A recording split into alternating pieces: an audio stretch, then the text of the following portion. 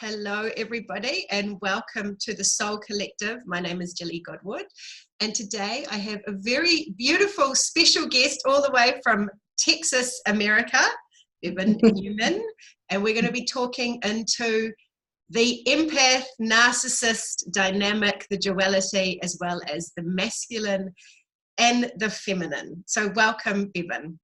Oh, thank you so much. I'm really honored to be here. It's great to connect with you again. I know we had so much synergy the first time we met that we were like, we just need to do this again. And so, sisters, yeah, absolutely. And I love that there's so many people around the world. You know, we're starting to connect, and I know that's a big part of your vision for the future and for the world, is to actually create this connection all around the world of people that are opening up.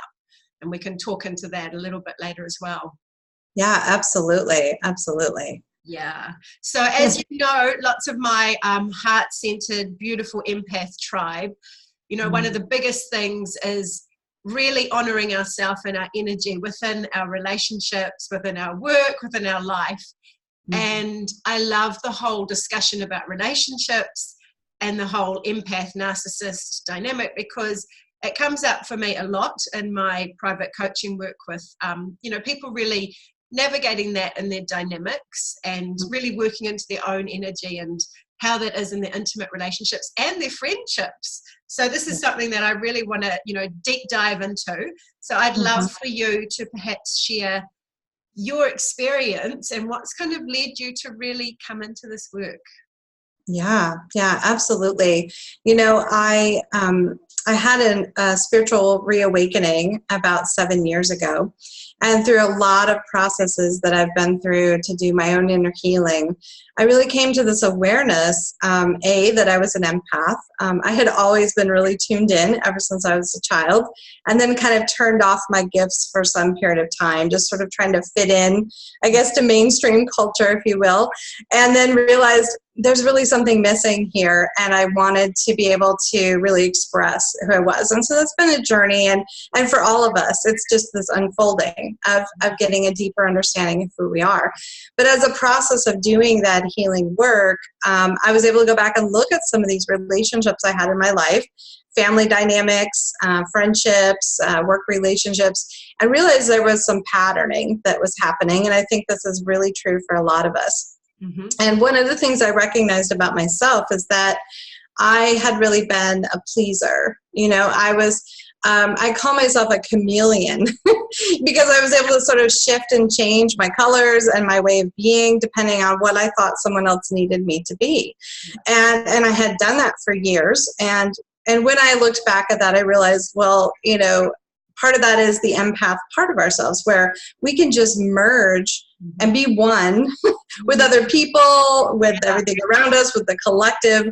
It's very natural for us to do that. As a matter of fact, one of the things that I really have written a lot about is maybe our journey is more about how to become an individual, how to know where I end and someone else begins, how to set my healthy boundaries, and really understand what I want and who I am. Whereas most people, I think, are trying to come towards the oneness. We already have a sort of an innate ability to understand that oneness. I love that. So, I love that. I just need to embody that for a second. Most people are trying to come towards the oneness, but for us that already feel that collective energy, maybe it is about individualizing. I love that.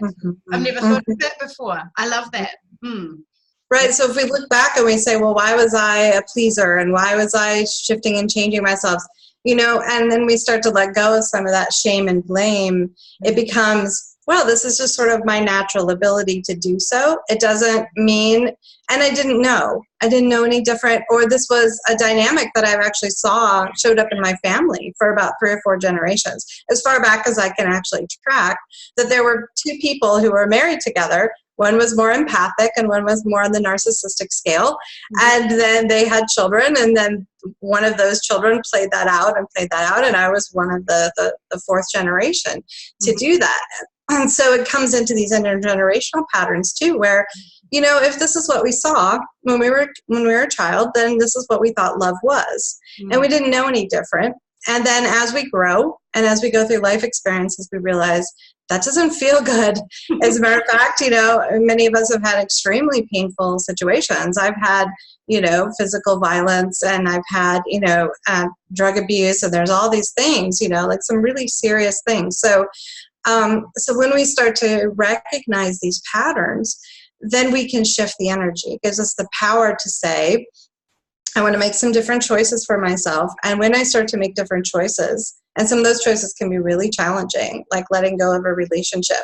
I've let go of romantic relationships, friendships, work relationships, jobs, in order to get myself into a healthier place. And those decisions are not easy. They take time, they take planning, they take having a support system, all of those things in order to be able to make those choices. But it is possible. We're not, I don't believe that we're just like destined as an empath to attract all of these people who are going to take advantage of us, that we can actually take back our power. Absolutely. I love that because, I think a lot of the feeling around being an empath has been that, we feel things so deeply. We're here to carry a lot of the light. We're here to serve and support the planet. But, my journey has certainly been about actually recognizing that I have to serve and support myself first.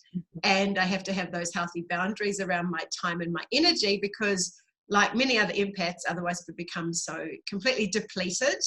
And we really don't know, because I'm a physical empath as well, so I can feel somebody's pain in their body. If we don't have that good sense of grounding, we don't even know where we begin and where we end and what is ours and what is not ours. And like you say, it's not a judgment. It's not a, it's just our innate way of being.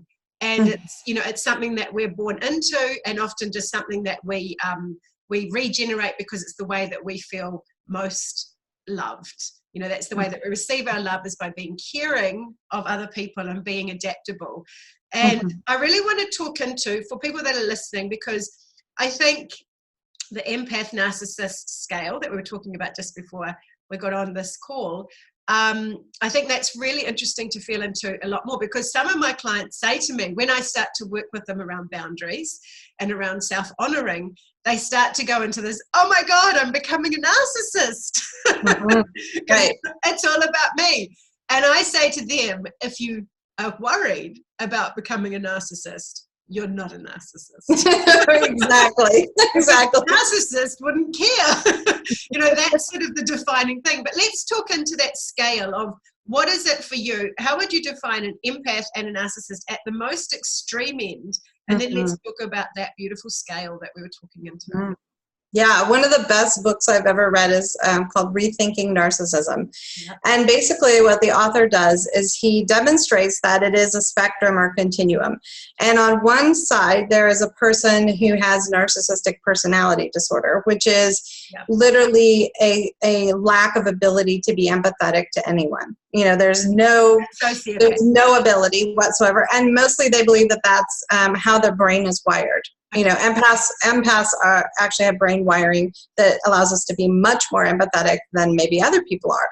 And so, but that's a really small portion of the population. As I understand, it's like 3 to 5%. So this word narcissism gets thrown around, and certainly people can have more narcissistic behavior, but whether they're actually NPD, whether they're someone who has a clinical, diagnosable disorder, that's a very small percentage of people. And they can be covert narcissists or overt. So overt are people who are like, they're very deliberate about taking advantage and using people for their own means. They make no apologies about it, and they don't feel any remorse for doing it. Whereas a covert narcissist would be more like the victim mentality, where they're doing passive aggressive behavior, they're guilting you into doing things, they don't take care of something, so you will take care of it. And that was actually, my relationship and my marriage for about 20 years. And what I realized about both of those situations, both a person in my life who was an overt narcissist and someone who was a covert, is they were both very wounded themselves from the things that had happened to them in childhood, and they never healed from that. They never got any resolution from that. So they were also playing out patterns based on their brain wiring and based on what they grew up with. And so therefore it allowed me to come into this place of deeper compassion. Of course, that took me some time to get there. It's not just an immediate thing. And then there's also this layer of forgiveness that you do for yourself for staying in that relationship as well. And also, the minute that you said that they are wounded, I just heard 1,000 empaths going, oh, I can help them. I can save them. And that's the danger, isn't it, with the whole empath narcissist dynamic, is that empaths feel that we're here to serve and support and to love everybody. That is in our innate nature. And so even when you said that, a part of me went, oh, of course, they've had a hard childhood. Oh my God, I could love them into the light kind of thing. And, that's such an innate thing that we get drawn into that. And like for you with your relationship, I'm sure that it wasn't like, first date, you were like, oh, he's a narcissist. I'm sure it was just like a gradual awakening, especially like you say, and I love that difference between overt and covert, because I think as well, a lot of people don't realize that, they kind of think as the narcissist is the real sociopath right at that end scale, but it can be behaviors. And it's not about judging it, is it? It's just about how does this actually make us feel, and how can we be in a healthy relationship, because most people haven't been modeled a healthy relationship. Exactly. So then you talked about the other end of the spectrum, which they describe as an egoist, which is a person who doesn't have any sense of self. They don't have any sense of who am I. And so therefore they try to be whoever they think that person needs. Yep. And I wrote a couple of blog posts that really come up. One is that people are not a project. So if you go on a date and you're like, wow, they really have some potential. I think they could be great. Maybe I could help them with this. That is a complete and 100% red flag. It's like, it's like if you don't really just like them for who they are, they're exactly fine. But we are attracted to the wounded because many empaths are really innately healers. But on the other side of that is that people can't really be healed unless they want to do that themselves. So there's a difference between doing healing work where you're being in that rescuer mode, where you're like, I'm trying to save you. I can feel your divine spark inside, and I know I want your outside behavior to match that, and I'm so confused. Yeah. And then there's the part where someone's going, I really feel like I'm ready to make a change in my life. I'm going to go to someone who's a healing facilitator. I'm going to do my own work. And those are two very different things. We can't heal someone who's not ready to heal themselves. It's just, it doesn't happen. And what happens is exactly what you're saying, is that we end up losing ourselves, losing our whole sense of identity and our whole sense of self-worth. And we get drained and depleted. We're exhausted. We're emotional, roller coaster. All these things happen as a result of trying to heal someone who's not ready to do that work on their own. Yeah. And I think for a lot of empaths, they also feel like failures, because if your mission is to help other people and you feel like you can't help them, then you feel like you've failed. But actually, they are not your client. So unless, they're actually doing the work, like you're saying, unless they're actually wanting to make those changes themselves, and that shouldn't be in an intimate relationship. You shouldn't be the therapist anyway. That's a real red flag. So yeah, I love that. What are some of the other red flags that you would say, in your free ebook, which is called? It's called Empaths Finding True Love. And it really is about, first we have to find true love within ourselves. And that is your number one love throughout your whole life, is yourself. And that's a journey to really begin to accept and to honor all parts of yourself, even that part of yourself that wanted to rescue someone, even that part of yourself that wanted to be a healer.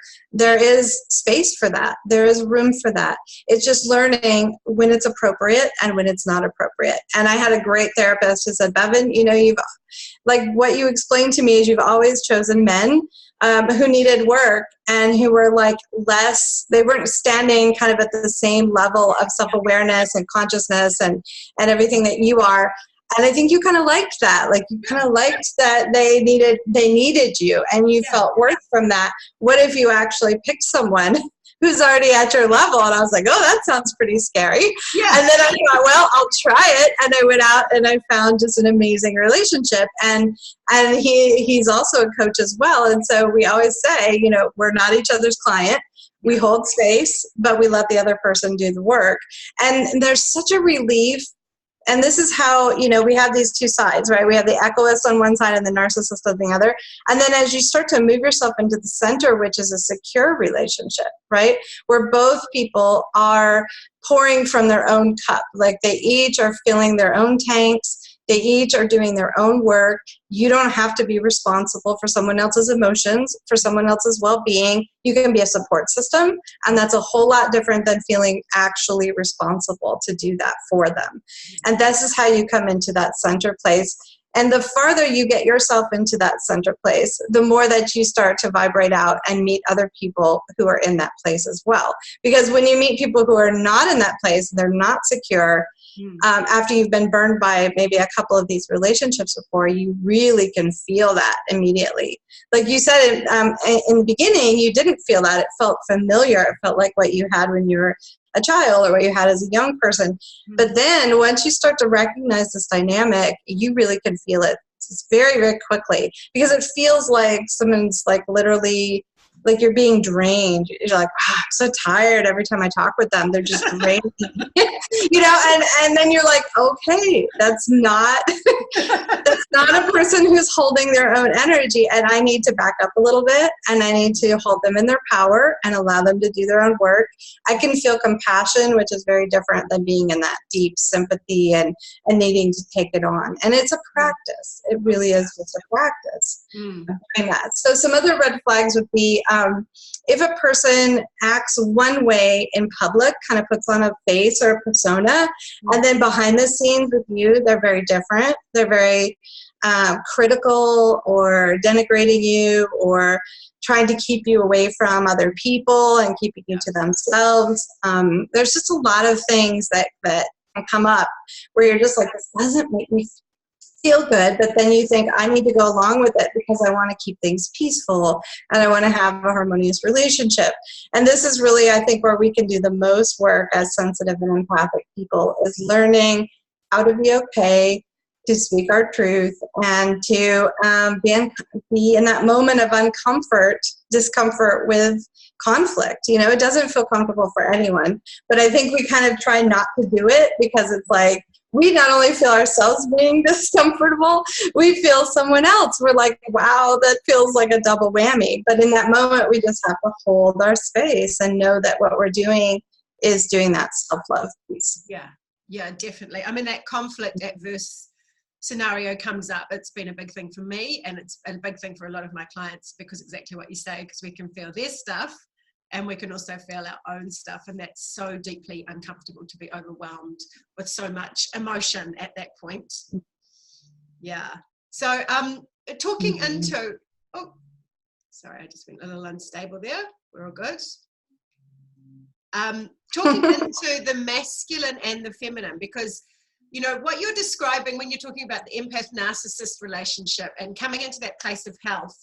So what would you say are some of the key things for actually coming into that place of health? Because you've mentioned, really falling in love with yourself, really falling in love with your own energy. What other things would you say are really important to help people to actually know themselves more fully and to not be perhaps susceptible to narcissists? So let's talk about more the narcissists that are not really far out, but just it might be relationships with family members that are more narcissistic, or it's more about them. There's lots of questions there, isn't there? I asked you about 3 questions there, but I think it's all interrelated. So, yeah, let's just think about what are some of the key things that you would say to your clients to really help them to really manage their energy and be aware of that. Yeah. And I think you touched on kind of the core of it, is that when we start to stand up for ourselves, when we start to make decisions that benefit us, we feel narcissistic. And one of the things I loved about the book was that he says, yes, we are. Everyone has a certain level of narcissism, and narcissism has gotten to this place where it's like the most evil thing out there. And if you've been through painful experiences, it really has felt that way. Yeah. But on the other hand, when we think, I really like that person, maybe I'll ask them on a date, there is an element of narcissism because we believe that we have a value, that they might want to do that with us. When we say, I'd like to ask for a raise or a promotion at work because you deserve it and you've worked hard for it. And so there is a healthy place of narcissism where we do need to be looking out for our own needs.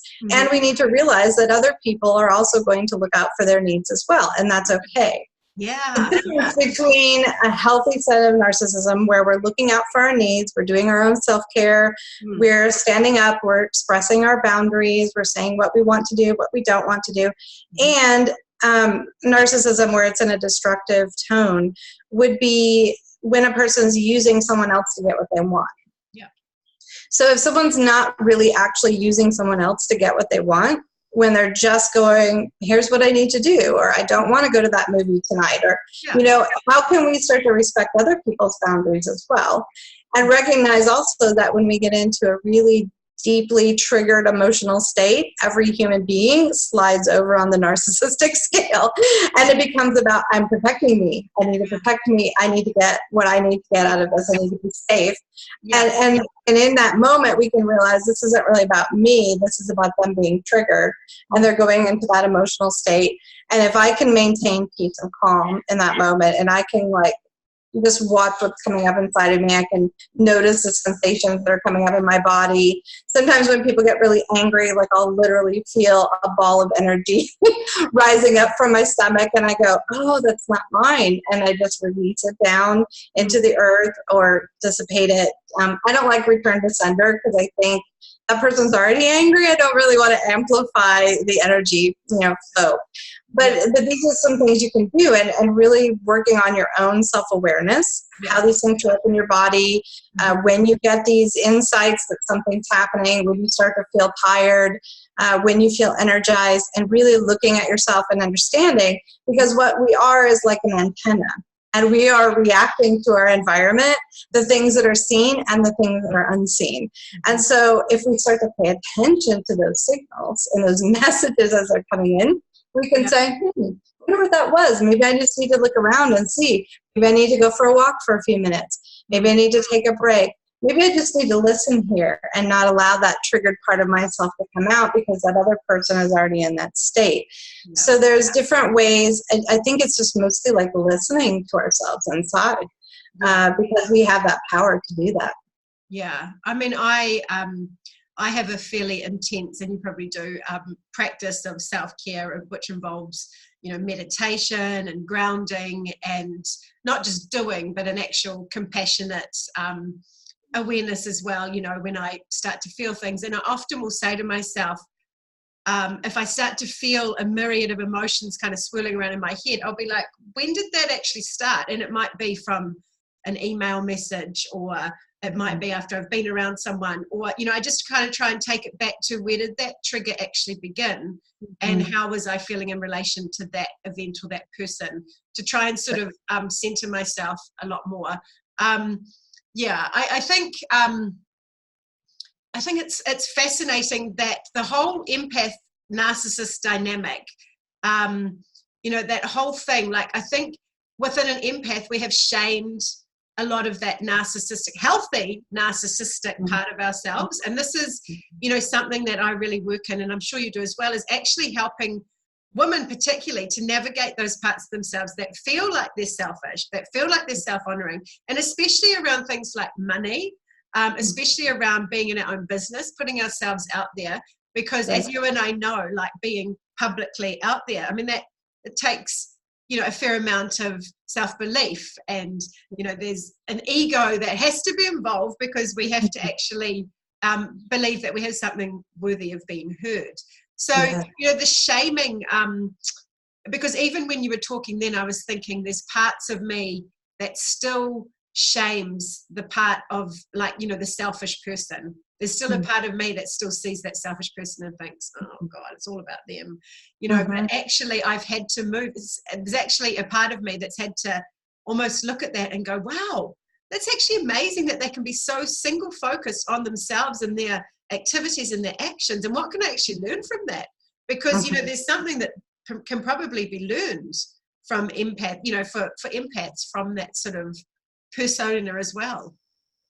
Yeah, I mean, if we go through life and we believe that everyone is a teacher and everyone is a student, and that often the things that we see that bother us in other people are something that we haven't resolved in ourselves. Yeah. Not always. I mean, and I'm not trying to make that from a place of shame and blame, but just a curiosity. You're like, I have this phrase that when I get triggered, it's time to get curious. And so I ask myself questions. I feel like, oh, wow, I feel my face getting flushed and my heart beating faster and something's happening here. So what's going on for me? What's really happening? It's what we were talking about. It's like, is this a reaction from the email? Is this my reaction? Is this someone else's reaction? Am I picking up something? And then as you start to ask yourself questions, more insight comes, because most empaths are really intuitive as well. So when we ask, we receive. We receive those things. But yes, it's this piece of learning that there's value in all ways of being.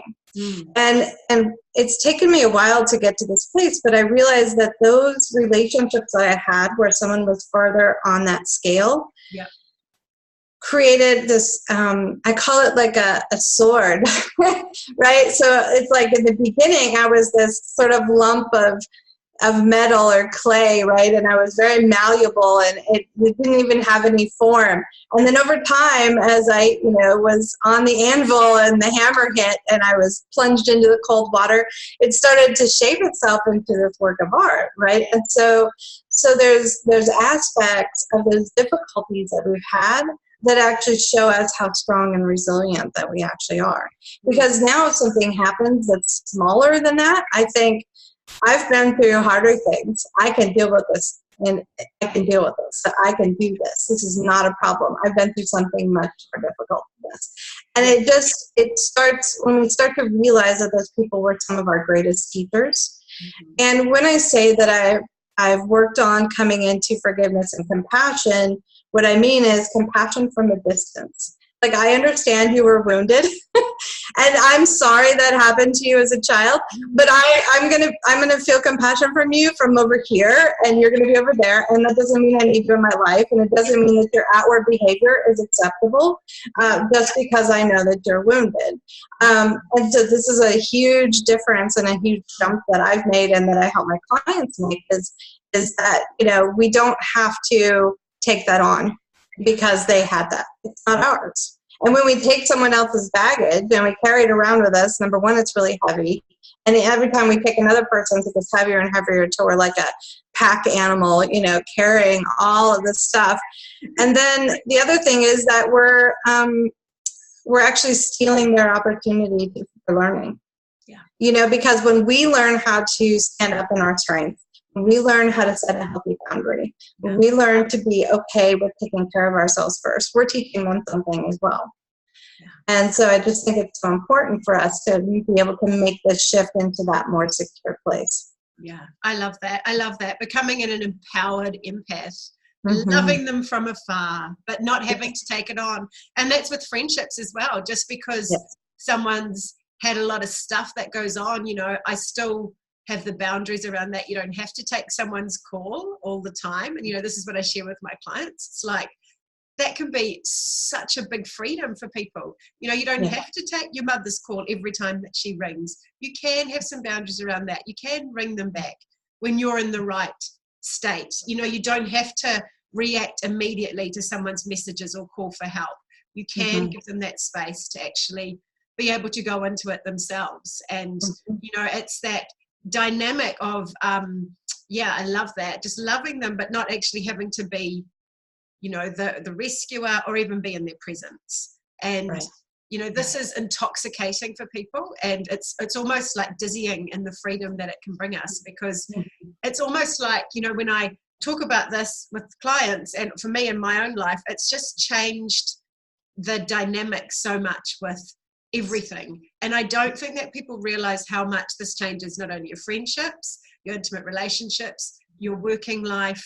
When I was initially doing healing, people would they'd actually come into my physical space. Now I only do it via Zoom. That's a big boundary. But, I'd have like, come along, it's an hour, but inevitably it would go to 2 hours sometimes, and it would be this sort of just here to help and serve everybody. And then, I'd be in a lump on the floor in a mess afterwards, having to take an hour to ground myself and clear the energy. Now I'm like, it's 45 minutes, it's via Zoom, we finish at that time. And, there's really clear boundaries. But I think as well, boundaries make other people feel safe, don't they? Because they know. It's like kids. It's like if you say to kids, if you do that, this is going to be the consequence. This is the boundary. This is the time. You go to bed at 7, rah, rah. They might push against it, but ultimately it does make people feel safe because they know where the edges are for you. And I think for an empath, when we don't even know where our edges are, when we don't know where we begin and end, and like you said at the beginning, we can often feel like we're that we can just sort of be, like I used to say, I'm like a blank canvas that just gets painted upon, because I'd sort of just be so adaptable and malleable to the actual energy of the situation that I'd find myself in. If people were happy, I'd be like, yeah. If people were sad, come down to their level. So it's also part of that, actually understanding our energy, isn't it, when we're in those spaces, so that we can really know where we begin and we end. And merging is really great. And I like to go into the forest, and then I can just open my heart and my energy field and just merge, because a tree is a tree and a squirrel is a squirrel. And there's no danger to that. I'm not going to lose myself, or even if I do in the moment, it's all fine. So there's places we can go, whether you like the ocean or being on a mountain or wherever that is, that you can merge. And you can do that. You can do this in meditation or in spiritual groups where it's safe and where people are reciprocal. I think that's such an important word, is reciprocity, because, it's a balance of giving and receiving. And if we're always giving and giving and giving, but never receiving, it's so hard, I've found, for my clients to ask for help, to receive, to allow someone else to nurture them, because they're always the one who does that for everybody else. It's been really challenging. But if you can move into that space where it's supposed to be kind of like the infinity symbol or the figure 8, it's supposed to be a flow. And receiving feels really great, and it actually helps the other person to feel valued and like they're contributing something as well. And that's what you're looking for, relationships that are reciprocal. And it doesn't mean that you're keeping score, like I did this for you, so you did this for me. But it's over time, it's a balanced approach, right? And it's and you don't have to worry about that. But if you feel like you're always giving and someone's always taking, then you're probably in that dysfunctional codependent kind of relationship. Yeah. And I think I often see a cycle with people where they'll be really, really giving, and then they get to that point where they're like, that ain't working for me anymore. Burnout, breakdown, physical, emotional. And then they get really, really boundaried, like almost a moat around them. They almost become like, no one's going to, it's what I call the boundary bitch phase, where, it's just like, they're so strong with your boundaries. It's almost like, I'm just going to weld them everywhere, like I'm boundary. And then it's a softening and an opening and a knowledge that, yes, you have those strong boundaries, but yes, sometimes they can be malleable. Sometimes you can open a little bit more. Sometimes it doesn't have to be perfectly balanced in 1 hour, it's over a lifetime, that kind of thing. So, I mean, that's definitely an interesting journey as well, as that, you see where people are at. And often I think that when empaths have been, or have really, because we do it ourselves, have overgiven of time and energy over a long period of time, they can get really, really, really resentful. And, that was definitely a thing for me, is that I got to that point where it was like, I just don't want to do this anymore. I don't want to do healing work anymore. If one more person tells me their problem, I will scream, at that point. And that's when we know we're in that burnout phase and we need support. And I think for empaths as well, it's hard to ask for support. There's a lot of that sort of feeling of we're here to care for others. And when we ask for support, sometimes we can feel quite vulnerable and quite exposed. And like you mentioned before about, when you were working with your therapist around finding that healthy relationship, like, there's a certain amount of a power dynamic when we're always a rescuer and when someone else is a victim, because it also takes us away from our own stuff and feeling our own pain if we're always working on somebody else. So that's, I'm glad that you brought that up, because that's a big thing too. Yeah, I always say, like, I have plenty of my own work to do. I don't really need to be worrying about other people so much because I have plenty. You know, there's layers and layers in here. So, so if people come and there's a, you know, and there's a permission based piece to that, and people are wanting that to do that growth work, then that's when it's the right fit, and that's when it's the right time to do it. And when people don't and they're not ready, then trying to push and trying to make them, it just sets up resistance, and then it destroys the relationship. So while it can be very challenging to watch someone that you care about go through some difficulties and some pain, their soul is learning and growing through that experience. And that's where they get all of their growth. And sometimes people have to hit rock bottom in a way in order to get back up. And that happened to me. And I love that you brought this whole cycle, because what I'm working on now is, how do I not get into that crazy cycle of giving and giving, giving, and then being drained? You know, and how do I keep it a more even keel on a regular basis? You know, I think I shared with you. You know, I went to two days of a conference, and then I know that I have to have like a day off the next day, so that, you know, today I can be here and be vital and be present. And so, so understanding and focusing on what those patterns look like for us, and how long we can be out in the world, and when we need to come back in, and when we need to do that self-care, prevents you from getting into that crazy cycle of burnout and doing. And that kind of gets us into your other question, which was the masculine and the feminine, right? So the masculine energy is very much about being active and out in the world and producing and achieving and success and all these things, right? And that's a beautiful energy. And that, just like any other energy, it can be expressed in its most positive aspect or in its less positive aspect. Mm-hmm. So positively, that can mean that we create a lot of things, and we bring things out into the world, and we take what I call expanding our inner knowing into outer action, right? So it's like I take all these things that are inside me, and I actually do something with it. And that's wonderful. Mm-hmm. In my own case, it actually, the masculine went to the far side of things and became kind of dysfunctional, and I became a workaholic. Yeah. And I was using that to distract myself from the relationship that was not working for me.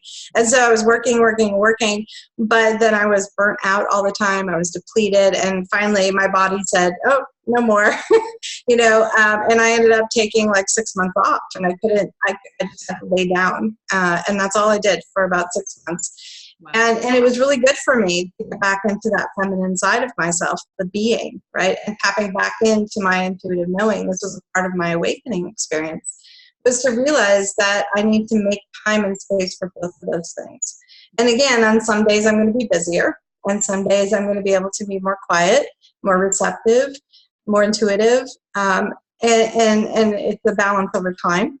Mm-hmm. But again, the feminine can also be in that dysfunctional space where we kind of get up in our head and we're in the daydreaming space and we can't get anything done, right? And then we just procrastinate, we put everything off, and we never get anywhere. And so it's like bringing those two things together. And I had this beautiful client I worked with this morning on this very thing, and I thanked her for bringing me into deeper understanding, because this was what was coming up for her. And I think it's really coming up for a lot of people in our world. You see all of this concentration on gender and roles, and what should men do, what should women do, and people who are exploring the fluidity of gender and everything in between. And so it's happening on the micro, and it's happening within us as well. And we're looking at it from a societal standpoint, like how much should we be working, and how much should we be involved with family and connecting and nurturing. And this is just that piece that we're exploring on all different levels. And the masculine and the feminine is, again, on this continuum. And people generally have, regardless of their biological sex, they generally have one of those energies that are more comforting, more familiar for them, and then the other one that they're trying to develop, the side that needs a little bit more nurturing. Yes. And that could be either, you know. I've had female clients who were more in the masculine, and some were more in the feminine, and then, you know, they were exploring this other side, and the other side kind of brings us into a place of uncertainty sometimes, because we don't really know how to express that in a positive way. And so what happens is sometimes we'll go out and we'll play this out in our outside relationships, trying to find that piece of ourselves that's a little less developed. Yeah. So if I was in the masculine, I tended to find men who were more expressive in their feminine, right? Who wanted to be at home and wanted to be the nurturer, and I was the worker and I was the provider. And then you see this, right? And so, or vice versa, the other way around. And it can happen with men too. Men have this feminine part of themselves, and some of them express it more dominantly and some express it very little. And so how do we come into this balance? Yeah, I love this conversation so much. I feel like a lot of women have shamed their masculine side and have suppressed it. No, actually, sorry, I've expressed that incorrectly. I feel like a lot of women have shamed their feminine side, actually, because, I feel like a lot of us have, I know I was definitely the generation of that career woman. In my 20s, I went into a career. Even that I had the shoulder pads, what's that about? It's about like looking like a man, having broad shoulders.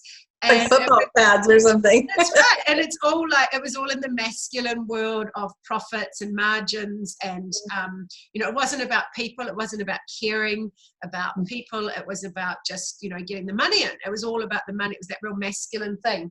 And particularly, I think in the business world, I think we don't have a model that is really showing us how we can be in our divine feminine, but also still be very successful, also still, make sure that we charge our good rates and that we work in a time frame that works for us, all those sort of more masculine things. I think that's still emerging for a lot of us feminine goddesses, especially those of us in the healing empath kind of profession, the heart-centered soulpreneurs, because I think that, we sort of have this illusion that if we're going to be successful, we have to kind of be a ball breaker. We have to we have to disregard our feminine. And yet there's this rising where we can actually bring the two of them together. And that's what, I feel so passionate about, having the heart-centered voices be heard. And, and like you say, if you're too up in your head, if you're too procrastinating, if you're too thinking about everyone else and comforting and blah, blah, blah, blah, then you're not actually going to be, doing the work and creating the ebooks or getting those blogs done or whatever. You won't actually be putting your gift out into the world. So it has to be that real merging of that feminine and that masculine energy coming together. And it feels like there is a growing energy coming around this. Are you feeling that as well, as you're working with people? And I know that you're doing more kind of global energy work as well. Yeah. One of the things I'm really passionate about is leadership, and this is what a lot of empaths tell me. Well, I don't feel like a leader. I'm just in service, and so because leadership has this whole sort of negative masculine connotation of power over people and manipulation and hierarchy, and even as an entrepreneur, I'm seeing a lot of entrepreneurs who go into this work, so they've left the hyper masculine corporate world or whatever that is, and then they come into this work and they want to nurture that feminine side of themselves, but then they're like, well, I feel bad to charge for my time, or I'm going to do a 2-hour session when I said it was a 1-hour session, or we've all been there, and I've had to do a lot of work about that. It was funny because when I worked for someone else, I had no problem with charging. I was just like, here's the price. And then when it becomes personal and we do our own work, then it's like, oh, am I selfish? Am I narcissistic? Getting back to the beginning of our thing, am I taking advantage? And again, it gets back to this reciprocal aspect of how do we do business in a way that nurtures both people, that nurtures our planet, that nurtures everyone's need for sustenance and to be able to provide for themselves and their families. I believe that there is a way for us to do all of those things. But collectively, it's going to take us a little bit to figure that out. And there's still some old systems in place. There's some new, very exploratory systems in place. I've even done some things in my own business based on bartering, where I do a reciprocal exchange with someone. And then, I've also done it with standard, kind of traditional money exchange for time exchange. So I think it'll be really interesting to see, and there's a lot of people talking about new economies and what do we really value as human beings. So it's not like we can go from this hyper-masculine viewpoint of business and take it completely over into the feminine and disregard the fact that both men and women need to feel productive, want to have meaning, they want to provide value, we want to create, we want to bring things into the world. That is a natural, innate tendency as a human being to do that, and especially for men even more. And so we have to honor that part. It's not like, I think sometimes when we get into these places where we don't like the system, we're like, let's just throw it all out and start over. And I think there has to be this compromise and this connection and some experimentation and trying different things. And so I'm really excited to be here at this time, because there's so much that's evolving that it makes it really interesting to watch. And I watch the evolution, as I said, happening out on the macro level, and then I watch it happening inside of myself. And it's just in alignment with each other. It's just flowing out that way. I so agree with you. I think it's the most exciting time to be alive. And I think that the whole vision for the new humanity that's uprising, that's coming in, you're right, it's not about throwing anything out. It's about actually finding what's good and actually, allowing ourselves to merge that masculine and feminine within ourselves, no matter if we wear a masculine or a feminine body, and actually allow those parts of ourselves to be seen, witnessed, loved. And then, like you say, that's going to happen on a global level eventually. And, we're going to have our hiccups. That happens with all growth. Right? It happens with individual growth. It happens with planetary growth. It happens with global growth. But I love this conversation so much. Thank you so much for joining me today on the Soul Collective. I love talking into these topics more. And I know that there's so much more. We could speak for another 10 hours about all of this, because we both get so passionate about it. And it's so exciting, because I think the thing is, there's so much freedom that comes from actually working through this and becoming an empowered empath and really sharing our gifts in a way that serves and supports us and humanity. And I just would really love to invite you now just to share how people can connect with you and your resources, your website, so that people can find out more about working with you as well. Yeah, absolutely. As we spoke about before, I'm so pleased to offer a free ebook called Empaths Finding True Love. And one of my favorite parts, I do talk about codependency. I talk about the steps to leaving a narcissistic relationship. So if any of your viewers or anyone that and they know needs that, it's an important piece. But what I love the most about it is that there's a section on green flags and red flags. So we've all heard about red flags. But I went, if you've never seen green flags, we need to know what those things are. What does that look like when a relationship is healthy, loving, and reciprocal? So it's a great piece, and I hope that you enjoy it. My company is called Perceptive Souls, so I work with intuitive empaths, highly sensitive people, and creative visionaries. And as I said, I really focus on leadership. So leadership is self first, and then leadership out into the community. What is your soul mission? How do you implement that in the world? And I do run a private community called the Global Cooperative for Sensitive Leaders, which is a beautiful place. We have over 100 members now from different countries and different continents that are getting together and talking about their personal and professional growth experiences. So just love to connect with anyone who's interested or answer any questions that anyone has. And I thank you so much. You're such a beautiful soul sister. And I'm so glad that you're doing this work in your part of the world. Yeah, and that so cool. So connected, even though it's Monday over there for you in the afternoon and it's Tuesday morning here in New Zealand, and we're time traveling, we're on the space-time continuum, it's all good. Truly in the quantum field, tapping into the web of consciousness and just getting deep into and what people need to hear right now, and so I so thank you for this opportunity to come and share this communion with you and with everyone who's watching today. Thank you so much. It's so beautiful. Thank you so much.